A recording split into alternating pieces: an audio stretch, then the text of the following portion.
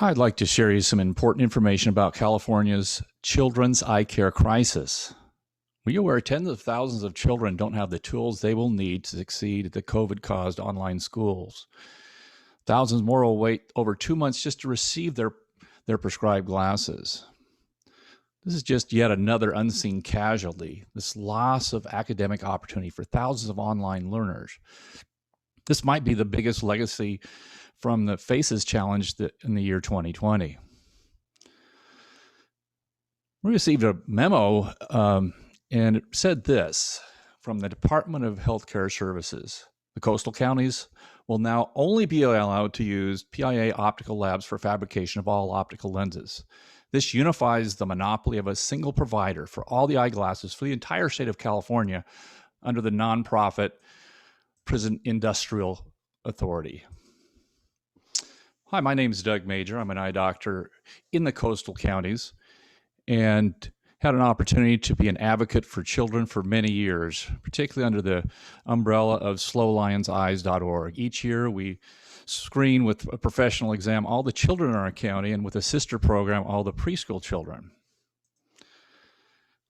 I'm also unique that I've been involved with corrections. I'm a certified correctional health professional, probably started the largest research for vision problems in the incarcerated population for juvenile delinquency, worked at Avenal State Prison, currently at the San Luis Jail, made presentations at the Correctional Education Association, the Academy, College of Optometry and Vision Development, received an award for 20 years of service with the Grizzly Youth Academy.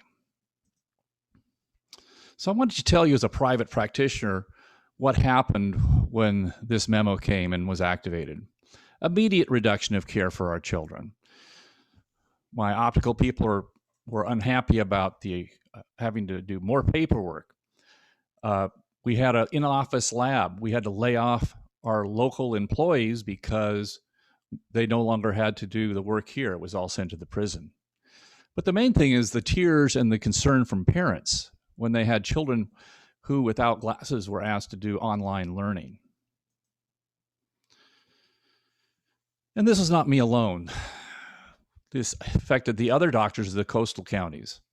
San Mateo County, by survey, the willing number of providers for glasses collapsed almost to 3, mostly community health centers who are required to keep those going. Willing providers were reduced dramatically. In San Luis Obispo and Santa Barbara County, SinCal Health leadership violently fought to this expansion, and they knew what would happen to their provider panel. After 6 months of self-funding, they also had to bow down and watch their provider panel, particularly in Santa Barbara and those in tribal areas, collapse. So what is this system? Here's some comments from the PIA laboratory as we beg for better service. Don't call us if your orders are over 8 weeks in our lab. They shouldn't complain. They're all getting their glasses for free. Don't send patients home expensive frames. They might be stolen here. This is from direct comments to our optical and to other opticals. Of interest, the Cal PIA optical allows no lens options, no special computer coatings as suggested by their school districts, no tints, thinner lenses, and no high powers, amazingly. Just the absolute basics, unlike any private optical or private insurance on the market. As a SinCal Health leader eloquently stated, the handling of this vision care crisis perpetuates the perception that Medi-Cal is poor access to poor service for poor people. So what is the Department of Healthcare Services? In this coming year in the budget, they will receive $126 billion for the care of the health care of our children and others in the state. In the year 2020, it was almost $1,800 billion. So how much is this used for these children? 0.000144% of their budget spent on our children's optical lenses, or 14 cents out of every $1,000 spent. Again, a very small part of their budget pie. And children as being voiceless children are often given the least funding anyway, as this graph indicates, less than $2,000 per child. But who does benefit from this policy? Well, CalPERS billed the Department of Healthcare Services $17.5 million and resulted in $6.5 million in profit. So this was money that was transferred from local small business to fund the correctional industry complex. And no question, we're glad that the CalPERS have employees that can learn and grow with these inmates. And they had 117 participate this last year after requesting 180, meaning that they had a shortage of 63 optical workers. And this is due to the decrease in prison population. And of course, the main question, this must be saving the Department of Healthcare Services a lot of money, right? Well, maybe. It's very hard to get the actual numbers from the PIA, but to suggest that a PIA optical can compete with this very competitive eyewear market without being a forced sole provider is folly. And this is beyond just the coastal counties now.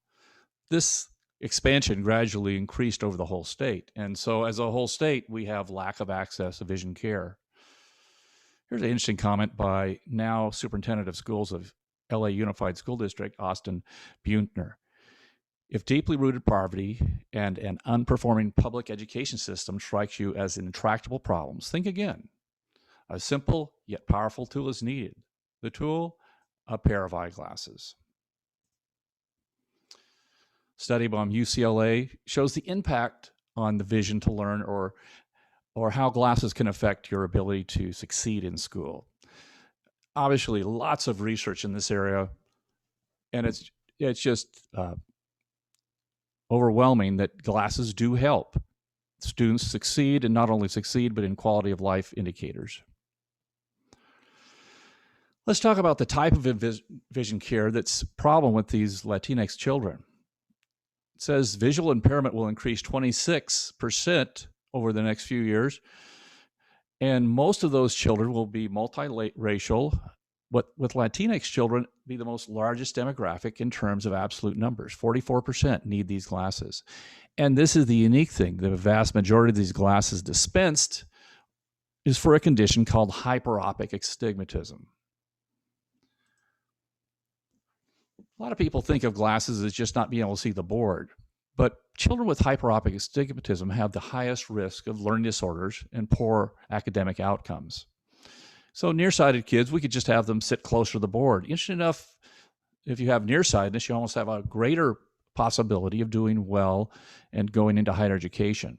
On the contrary, farsighted with astigmatism is present before kindergarten. It interferes with how easily the eyes focus with horizontal and vertical lines. This makes it more difficult to learn letters, comfortably see the print during that very important early stage of reading readiness. As a result, hyperopic astigmatism is shown the most detrimental for academic performance and is the most prevalent disorder with the Latinx and Native American children. So intervention to this group is most important, and it is an issue of color.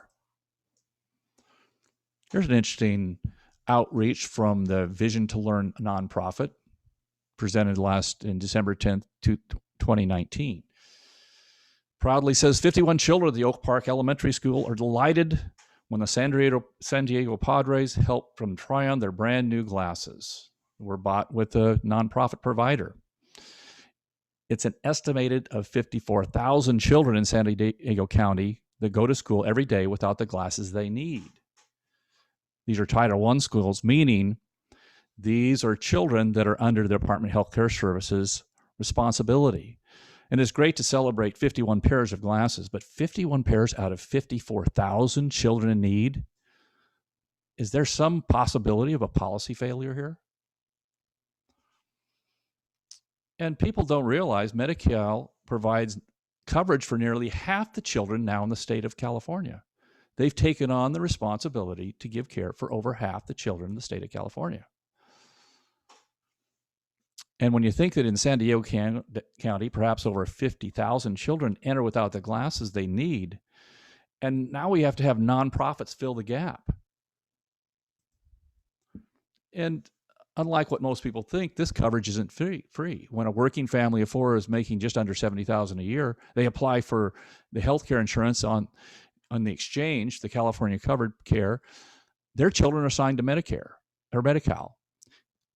So they pay for that coverage, and they're promised eye care for their children. So how does the Department of Healthcare Services and CalPERS PIA respond? Well, this has been going on for now almost a year. And after these calls and concerns, and instead of just quickly allowing the local providers to use their existing sourced material and immediately fix this problem for our children, CalPERS has taken more time to contract these services out to another 7 labs, backup labs. This demonstrates clearly this is not an issue of money or good patient care. This is an issue of control in Sacramento. So let's have some calls for action. Governor Newsom, honor your promise to increase the access to medical and visual care for all the children in the Golden State, particularly since we're responsible for 50%. Department of Healthcare Services, reevaluate this 40-year solo provider relationship with Cal PIA. Let's update your vision delivery system to maintain your existing panel doctors and re-enter the thousands or hundreds and perhaps thousands of providers that have left the program by incentivizing the vision care program for the children of our great state. And for the PIA leadership, stop your direct competition with local small business providers of vision care. Reevaluate the mandate that you have had as prescribed by law in Penal Code 2808I, and constrict your optical footprint as the prison population constricts. You know, when you see something that's not right, not just, not fair, you have a moral obligation to say something, to do something, John Lewis. From our new vice president, you can judge a society by the way it treats its children. One of the greatest expressions of love that a society can give its children is educating those with the resources they need. The glasses are probably the most easy and high leverage resource we have. Let's do the right thing for our children. Let's not only make it accessible to obtain glasses that need for school, but easy. It should boast the easiest, cost-effective, highest leverage way of helping our children have chances to reach their full potential. As the research at USC says, this research is a bellwether that visual impairment in young children can be prevented or treated with low-cost solutions if we intervene at an early age. If we don't, the long-term effect of impaired vision at early childhood can adversely impact academic and social achievements, will put our future generations at a distinct disadvantage. This is a population health transformational imperative. I would suggest that we use this opportunity to make it a better future for these children.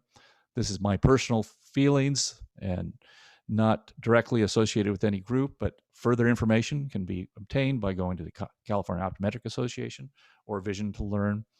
Thank you for your time.